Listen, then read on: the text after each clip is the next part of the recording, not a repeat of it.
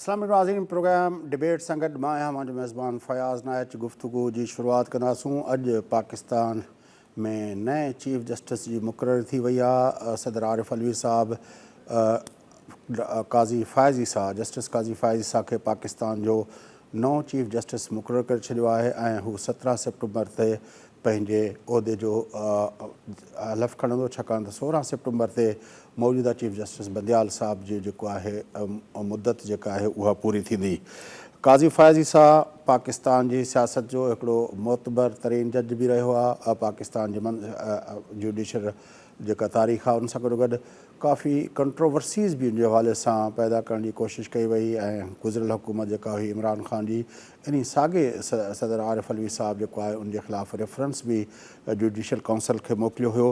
पर बहरहाल काज़ी फ़ाइज़ ईसा जी मुक़ररी खां पोइ छा मंज़रनामो थींदो, उनजा इम्पैक्ट कीअं आहिनि, असांजो हिन वक़्तु जेको मौजूदा जेको जुडिशल सिस्टम आहे जेको घणो हुनजे पंहिंजो ज़बान ज़द आम ते आहे उनजे बारे में ॻाल्हायो वञे थो ऐं उनजी इम्पार्शलिटी जे बारे में सवाल कया वञनि था। चीफ जस्टिस नए जी मुक़ररी खां पोइ उनजा कहिड़ा इम्पैक्ट पवंदा उन ते गुफ़्तगू कंदासूं। असां सां मुल्क जा मारूफ़ आइनी ऐं क़ानूनी माहिर ऐं सुप्रीम कोर्ट बार एसोसिएशन जा अॻूणा सदर जनाब यासीन आज़ाद साहब गॾु में अचो त उन सां गुफ़्तगू। अस्सलाम वालेकुम यासीन आज़ाद साहब। वालेकुम सलाम।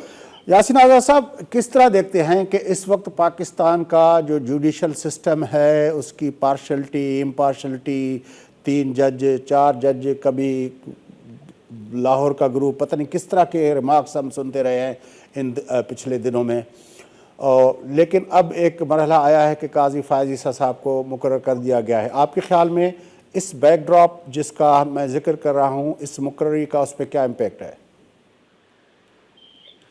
ये बात तो हकीकत है कि कुछ अरसे से ऑनरेबल सुप्रीम कोर्ट के अंदर जज साहिबान के दरमियान तकसीम का एक सिलसिला अपनी जगह पर जारी था और इवन जजेस की अपॉइंटमेंट के सिलसिले में भी जो हमारा जुडिशल कमीशन था उसके अंदर भी इख्तिलाफ राय था और आज भी एक सुप्रीम कोर्ट के जज की जगह खाली है। ये एक अलग बात है कि एक जज की अपॉइंटमेंट अभी चंद दिन पहले जो हुई है वो मुतफ़क़ा तौर पे हुई। माजी में ये जो हमने देखा और किसी हद तक हम लोग भी उसका हिस्सा रहे, हमने कोशिश भी की कि एक इम्प्रेशन जो सुप्रीम कोर्ट का जो सामने आया वो ये था कि मखसूस जजेस की बेंच बनती है, मखसूस जजेस ही फैसला देते हैं और सुप्रीम कोर्ट के जो सीनियर जजेस हैं उनको इग्नोर किया जाता है। अब जो सूरत हाल है, जिस तरह के जस्टिस फ़ाइज़ ईसा साहब का नोटिफिकेशन हुआ, सुप्रीम कोर्ट की प्रैक्टिस के मुताबिक जो सीनियर मोस्ट जज है उसी ने चीफ जस्टिस ऑफ पाकिस्तान बनना है और जाहिर है कि सितंबर में जैसा चीफ जस्टिस पाकिस्तान उमर अकील बंदियाल साहब के रिटायरमेंट है और उसके फ़ौरन बाद चीफ जस्टिस काज़ी फ़ाइज़ ईसा साहब अपने ओहदे का हल्फ लेंगे। हुकूमत ने वक्त से पहले ये जो नोटिफिकेशन किया हम इसको वेलकम करते हैं। मैं ये उम्मीद करता हूँ कि डिजिग्नेटेड जो चीफ जस्टिस हैं वो अपना चार्ज लेने के बाद जो ऑनरेबल सुप्रीम कोर्ट की साख पे एक किस्म की डिफरेंट क्वेश्चंस लोग कर रहे हैं उसको ख़त्म करने के लिए अपना रोल प्ले करेंगे, सुप्रीम कोर्ट के इदारे को मजबूत से मजबूत तर करेंगे और अपनी पूरी टीम के साथ जो सुप्रीम कोर्ट के 17 जजेस होते हैं जिसमें से एक की तादाद अब कम है, मुझे पूरी उम्मीद है कि जस्टिस फ़ाइज़ ईसा साहब पूरी मशावरत के साथ बहैसियत चीफ जस्टिस सुप्रीम कोर्ट के मामला को आगे चलाएंगे। इससे पहले आपको पता है कि सो मोटो एक्शन होता है जो था 184(3) का, उसका फैसला बेंच बनाने का फैसला चीफ जस्टिस का था, लेकिन बाद में जो कानून तब्दील हुआ जिसको जो अभी जिसके खिलाफ स्टे चल रहा है उसमें ये बात तय हो गई कि आइंदा बेंच कंस्टिट्यूट करने के लिए चीफ जस्टिस अपने 2 सीनियर मोस्ट जजेस के साथ मशावरत के साथ करेंगे और आइन का आर्टिकल 184(3) का जिसका मिस यूज इससे पहले होता रहा उसको भी कार्रवाई करने से पहले अपने साथी जजेस से मशवरा करके करेंगे। तो मैं ये समझता हूँ कि जस्टिस फ़ाइज़ ईसा का और as a designate chief justice बना नोटिफिकेशन ये बहुत अच्छा कदम है, हम इसको अप्रिशिएट करते हैं اور یہ بھی امید کرتے ہیں کہ جسٹس فیض صاحب جو سپریم کورٹ میں جو موجودہ صورتحال ہے اس کو ختم کرنے کے لیے اپنا عہدے کا حلف لینے کے بعد حالات کو بہتر کریں گے. اور ایک بات جو میں کہنا چاہتا ہوں وہ یہ کہ بہت سارے ججمنٹ جو ماضی میں مراد حال بدیال صاحب کے دور میں آئے ہیں جن پہ وکلا برادری بھی نے یہ کہا کہ یہ ججمنٹ جو ہے نا مخصوص جج صاحبان نے دیے، بنچ بھی کا کنسٹیٹیوٹ کی گئی تو مخصوص لوگوں کی گئی. تو مجھے یہ امید ہے کہ جسٹس فیض صاحب چارج لینے کے بعد چیف جسٹس کا عہدے کا حلف لینے کے بعد ان تمام باتوں کو ختم کریں گے. قانون اور آئین کی حکومت کو قائم رکھنے کے لیے اور اس آئین کی حفاظت کرنے کے لیے جس کا حلف وہ 17 سپٹمبر کو لیں گے ان کی یہ بیسک ذمہ داری ہو جائے گی کہ سپریم کورٹ کو بحیثیت ادارہ ایک مضبوط سے مضبوط ادارہ بنائیں اور کوشش یہ کریں کہ سپریم کورٹ کے اندر جو اس وقت کی صورتحال ہے اس کو ختم کریں اور پورے 17 ججز ایک ٹیم کی صورت میں سپریم کورٹ میں قانون اور آئین کے مطابق کام کریں اور بعض جو ججمنٹ ہیں ان کو دوبارہ جن کی بعض کے ریویو پٹیشن پینڈنگ ہے، بعض کی کچھ آپ اپیل کا رائٹ بھی دیا گیا ہے، تو یہ تمام چیزیں جو ہیں اس کو ریویزٹ کریں. اچھا، یہ اپنا یاسین آزاد صاحب، خواہش تو ظاہر ہے ہر پاکستانی کی جو جمہوریت میں یقین رکھتا ہے، جو انصاف اور برابری پہ یقین رکھتا ہے، ہر پاکستانی کی یہی خواہش ہے کہ پاکستان کے اندر اس طرح ہو، ہماری سپریم کورٹ اس طرح کرے. لیکن جس طرح آپ کہہ رہے تھے کہ پچھلے دنوں ابھی جو چیف جسٹس صاحب ہمارے اپنا آئینی مدعا پورا کریں گے، اس کے دور میں جس طرح کی ڈیوائیڈ ہمیں نظر آئی، وہ جو خلیج پیدا ہوئی ہے، کیونکہ تالی ایک ہاتھ سے تو نہیں بجتی، بہرحال تالی کے لیے تو دونوں ہاتھوں سے آپ کو ایک دوسرے کے ساتھ ردم کے ساتھ سپورٹ کرنی پڑتی ہے. تو آپ کے خیال میں یہ جو خلیج پیدا ہوئی ہے وہ بھرنے کا آپ کو کوئی نظر آ رہا ہے امکان؟ سر، پہلی بات یہ ہے کہ سپریم کورٹ میں ٹوٹل جج صاحبان کی تعداد 17 ہے. ماضی میں بھی جو ہے نا سپریم کورٹ نے وقتاً فوقتاً ہر کام تقریباً مشاورت سے کیا. کچھ عرصہ کے بعد جس طرح چیف جسٹس ثاقب نثار صاحب آئے یا بدیال صاحب کے آنے کے بعد کچھ معاملات ایسے ہوئے کہ جس سے آنریبل سپریم کورٹ کی ساکھ کو میرے نزدیک نقصان پہنچا. مثال کے طور پر میں ایک بات جو کہنا چاہتا ہوں وہ یہ کہ جب حمزہ اور پرویز الہی والا ججمنٹ آپ نے دیا اور اس میں آپ نے کہا کہ جو 25 یا ووٹ پڑے ہیں وہ کاؤنٹ نہیں ہوں گے، میرے نزدیک وہ آئین کے آرٹیکل 63 کے تحت وہ ججمنٹ نہیں تھا اور اس کی ریویو پٹیشن بھی سپریم کورٹ میں پینڈنگ ہے. اس کے علاوہ بھی بعض ججمنٹ جو وقتاً فوقتاً دیے گئے اور ایک امپریشن دیا گیا کہ صرف یہی جج فیصلہ کریں گے اور سینئر موسٹ جج صاحبان کو اگنور کیا گیا. میں سمجھتا ہوں کہ جسٹس فیض صاحب آنے کے بعد یہ سلسلہ میرے حساب سے جو میری امید ہے وہ ختم ہو جائے گا اور سپریم کورٹ بیسس سے ایک ٹیم کے کام کرے گا. کیونکہ دیکھیں جو چیف جسٹس آف پاکستان ہوتا ہے تمام ججز اسٹیٹس کے مطابق ایکول ہیں. چیف جسٹس جب بن جاتے ہیں تو administrative power chief justice of Pakistan کی زیادہ ہو جاتی ہے اور اس ایڈمنسٹریٹو پاور کو بھی آپ کسی حد تک قانون سازی کے ذریعے جس کا ابھی بھی سپریم کورٹ میں لیکن اسٹے چل رہا ہے. سپریم کورٹ کے اندر اپنا یاسین آزاد صاحب جو اور معاملات پہ ڈیوائیڈ تھا، اپنے فیصلوں کا ذکر کیا، اس کے بعد کے فیصلے اور 3-4 کا فیصلہ یا 2-3 کا فیصلہ وہ جس طرح ہم نے دیکھا، لیکن ایک جو بڑا ڈفرنس تھا وہ تھا سپریم کورٹ کے اندر جونیئر ججز کی پروموشن. جسٹس قاضی فائز عیسیٰ اس کے بہت بڑے مخالف رہے ہیں، لیکن وہ پروموشنز ہوئیں اور اب کی سپریم کورٹ کے اندر جو بندیال صاحب کے ساتھ جو آخر میں بھی اس نے 8 رکنی بینچ بنایا تھا اس میں میجارٹی جو تھی وہ وہ ان ججز کی تھی جن کے بارے میں عام تاثر بار کے اندر یا ملک کے اندر یہی ہے کہ ان کا پروموشن جو ہے وہ جونیئر تھے، ان سے سینئرز کو نظر انداز کر کے ان کو پروموٹ کیا گیا ہے. تو یہ جی سر جی سر بس یہ جہاں تک جملہ پروموشن کا تعلق ہے میں اس سے اتفاق نہیں کرتا. ऑनरेबल जजेस का एलिवेशन है सुप्रीम कोर्ट एलिवेशन, में। Okay, elevation, yes. एलिवेशन है। और अल-जाह ट्रस्ट में इस बात का फैसला हो गया था कि सीनियर मोस्ट जजेस को ही की एलिवेशन होगी कानून और आइन के मुताबिक। अल-जाह ट्रस्ट जो है सुप्रीम कोर्ट का मुतफक्का फैसला था। मेरे हिसाब से उसी के मुताबिक जो है ना जजेस की एलिवेशन सुप्रीम कोर्ट में होनी चाहिए थी, सीनियर मोस्ट को ही लेके जाना चाहिए था। लेकिन बदकिस्मती यह है कि मैं भी उस कमीशन का 4 साल मेंबर रहा हूँ। वक्तन फ़क्तन इस पर हमारा इख्तिलाफ राय था और हमारा ये कहना था कि एक दफ़ा ऐसा हुआ कि एडॉक जजेस की बारी आई। एडॉक जजेस के मुतालिक मैंने ये कहा था कि रिटायर्ड जजेस को एडॉक जज बना के सुप्रीम कोर्ट में ले जाना गलत है, क्योंकि वो जूनियर मोस्ट जज की हैसियत से जाके सुप्रीम कोर्ट में बैठेंगे।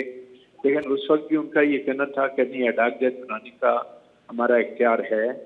लेकिन मैं ये आज भी ये कहता हूँ कि जिस तरह सिंध हाई कोर्ट से जूनियर जजेस को ये एलिवेशन सुप्रीम कोर्ट में हुई, पंजाब से हुई, KPK से हुई या बलूचिस्तान से हुई है, ये सिलसिला बिल्कुल बंद होना चाहिए। और मेरिट्स पे जो सीनियर मोस्ट जज जिस हाई कोर्ट का से आपने जज लेना है सुप्रीम कोर्ट का, आप मेरिट्स पे लें और उसकी सीनियरिटी का असूल को पामाल मत करें। आप देखिए, मैं एक बात बताता हूँ कि जब किसी गवर्नमेंट सर्वेंट का केस आता है, वो हाई कोर्ट में हो या सुप्रीम कोर्ट में हो, ऑनरेबल जजेस चाहे हाई कोर्ट के हैं या सुप्रीम कोर्ट के हैं, वो कहते हैं कि ये इस आदमी का प्रमोशन जो आपने किया ये गलत है, ये सीनियर मोस्ट था, इसका राइट मारा गया। फिर इस पर बेशुमार जजमेंट आते हैं कि नहीं, सीनियर मोस्ट को प्रमोट करके आप आगे ले जाएं। इसी तरह हम ये कहते हैं कि जजेस की एलिवेशन भी बिल्कुल उसी अंदाज में होनी चाहिए कि जो सीनियर मसलन सिंध हाई कोर्ट में। लेकिन जिस तरह आप कह रहे हैं कि इस तरह हुई नहीं ना, इस तरह हुई नहीं, माजी में नहीं हुई ना। माजी में ना होने की वजह से वक्तन फक्तन बार काउंसिल ने या बार एसोसिएशन ने, जो हमारी एपेक्स बॉडी हैं, हमने इस पे बाकायदा प्रोटेस्ट किया। और लेकिन अंदर से काजी फायजी साहब ने भी रेजिस्ट किया। अकेले उन्होंने नहीं किया, बल्कि सुप्रीम कोर्ट के बाकी सीनियर जजेस, जिसमें तारिक मसूद साहब भी हैं, मंसूर अली शाह भी हैं, जितने सीनियर जजेस उन्होंने किया। और आज जुडिशियल कमीशन की पोजीशन ये है कि 6 जज कमीशन के मेंबर एक तरफ हैं और 3 एक तरफ हैं। ये पहली दफा मसरत हलाली के मामले में बिला आखिर हमारे कमीशन ने मुतफिका तौर पर मसरत हलाली साहिबा को सुप्रीम कोर्ट में एलिवेट किया। अच्छा, अब एक और सवाल आखिरी अपना यासीन आज़ाद साहब, अब जो ज़ाहिर नए चीफ जस्टिस आ रहे हैं तो उनके लिए एक चैलेंजेस भी होंगे। उनके लिए एक चैलेंज तो ये जो एलिवेशन जूनियर जजेस की हुई है उसके साथ उनकी इक्वेशन किस तरह बनती है। दूसरा, ये जो पिछले दौर में जो मौजूदा दौर चल रहा है उसमें जो खलीज आई है जजेस के दरमियान, उसको वो किस तरह पुर करते हैं। तीसरा जो है वो ये है कि कुछ जजेस के बारे में मिसकंडक्ट के हवाले से बातें हुई हैं, वो उन मामलात को किस तरह एड्रेस करते हैं। सुप्रीम कोर्ट ऑफ पाकिस्तान के मौजूद जज साहबान के कंडक्ट के बारे में बात कर रहा हूँ। चौथा जो है वो कुछ केसेस हैं जिसमें ख़ास तौर पर जो है 2 अपना केसेस के बारे में कहा जा रहा है, वो नवाज शरीफ साहब का केस और अपना जहांगीर तरीन साहब का केस। आपके ख्याल में इसके अलावा भी कोई चैलेंजेस हैं, या आपके ख्याल में ये जो मैंने गिनाए हैं ये चैलेंजेस हैं आने वाले चीफ जस्टिस के लिए, या इसके अलावा भी कुछ है? नहीं, इसके अलावा भी कोशिश है। जिस तरह आपने खुद अपने प्रोग्राम के हवाले से कहा, या हमजा और परवेज इलाही का जो इलेक्शन हुआ था जिसमें 25 वोट आपने काउंट नहीं किए थे और एक आईनी बहरान पंजाब से स्टार्ट हुआ था, वो आपके सामने है।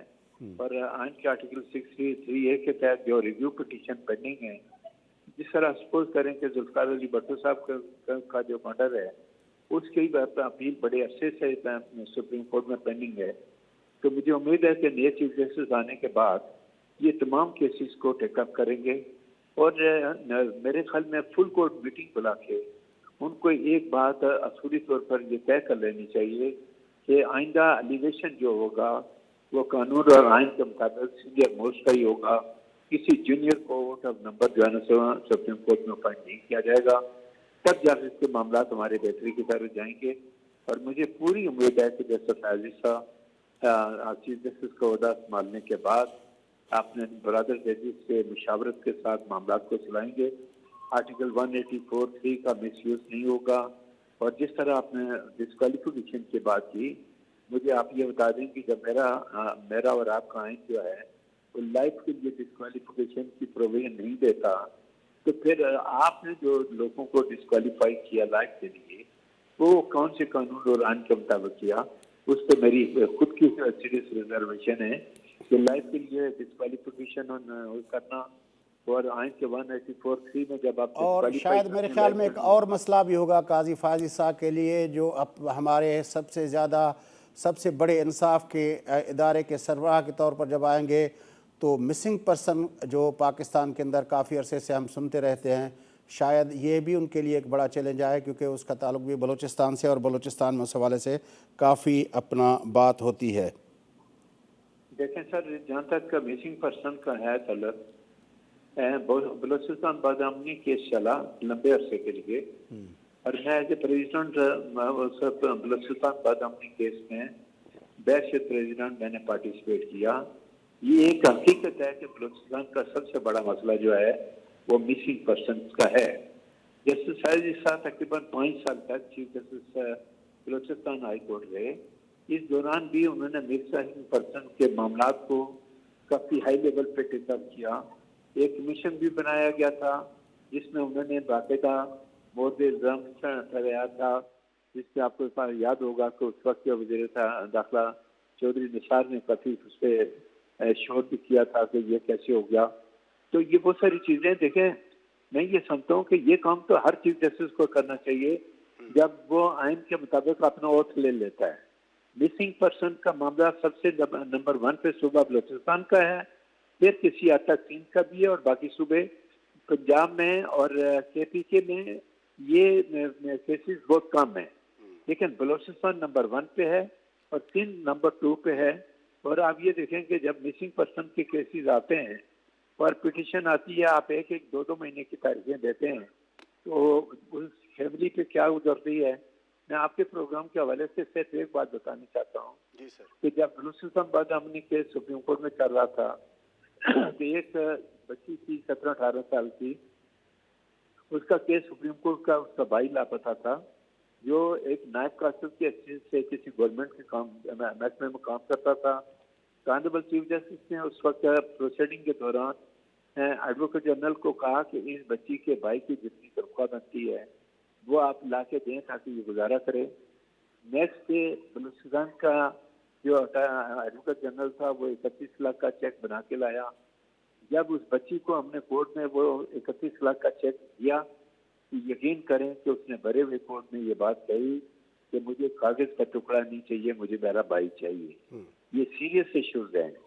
इस पे ऑनरेबल चीफ जस्टिस जो भी सुप्रीम कोर्ट का हो, उनकी ये जिम्मेदारी बनती है कि वो इस चीज़ को करें। बड़ी मेहरबानी यासीन आज़ाद साहब, आपने हमें ज्वाइन किया, बड़ी मेहरबानी आपकी। नाज़रीन, वक्फ फोटो था, वक्फे का मोटी जी प्रोग्राम जिस सिलसिले के